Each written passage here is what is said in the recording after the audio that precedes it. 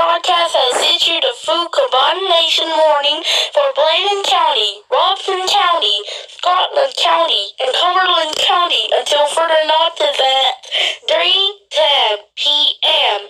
At 3:10 p.m. Central Time, emergency action has been issued.